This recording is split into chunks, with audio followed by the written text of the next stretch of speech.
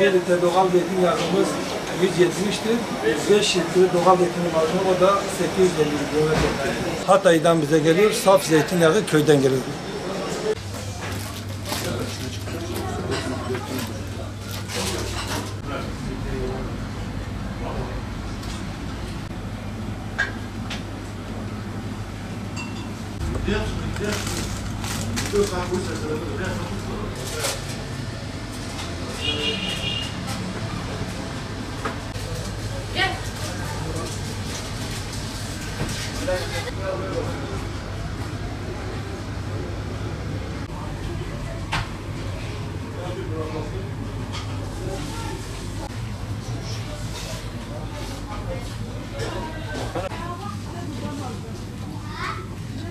Ne yükselseydi?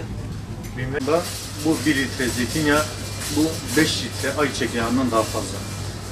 Yani insanlar şu anda bunu tüketmekte zorluk çekiyorlar.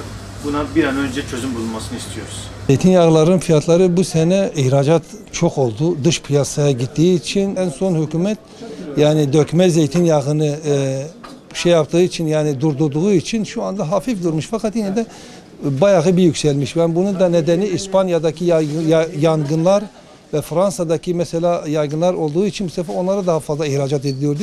Ondan dolayı bu sene zeytinyağı da yani nereden bakarsan %300-400'e yakın bir yükseliş var. Hala da zeytinde yükseliş devam ediyor. İşte şu anda biz doğal zeytin, Hatay'dan bize gelen zeytinyağını biz 170 liraya veriyoruz.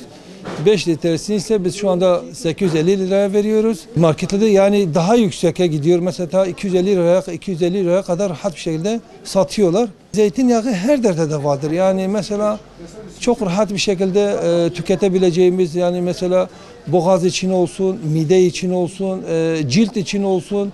Yani sağlık için faydası olduğu için millet çok tercih ediyor. İnsanlar mesela daha çok yani doğal ürünlere yöneldikleri için bunu alıyorlar. Tepki bayağı bir vardır yani fiyatından dolayı ama yine de sağlığı için alıyor. Yani diyor ben ilaç kullanacağım ama bunu kullanırım daha iyidir. Yani daha önce alanlar yani şu anda mesela daha ucuzuna kaçanlar vardır maalesef. Yani mesela fiyat olarak onlara yüksek geldiği için almıyorlar. Yani öyle müşterilerimiz de bulunuyor. Talebimiz tamamıyla ihracatın durmasıdır. İhracat durursa en azından bu iç piyasada bir durgunluk daha durur. Yani bir durgunluk olur. En azından o fiyatlar da böyle sabit olur. Yeri geldiği belki düşer de yani ama ihracat olduğu müddetçe maalesef yani fiyatlar daha da yükseliyor. Yani yetkililerin özellikle bu yükselişlere dur demesi lazımdır. Yani çünkü vatandaş dolanıyor. Vatandaş bizim yemeğimiz, bir yediğimiz zeytindi. Zeytin de bugün 200 liraya geçmiş diyor. Biz ne yiyeceğiz yani diyor. Şu an zeytinyağı ile ilgili vatandaşın tüketilmesi gereken bir üründür zeytinyağı. Bildiğimiz gibi sağlık için olsun, başka şeyler için olsun zeytinyağının tüketilmesi gerekiyor.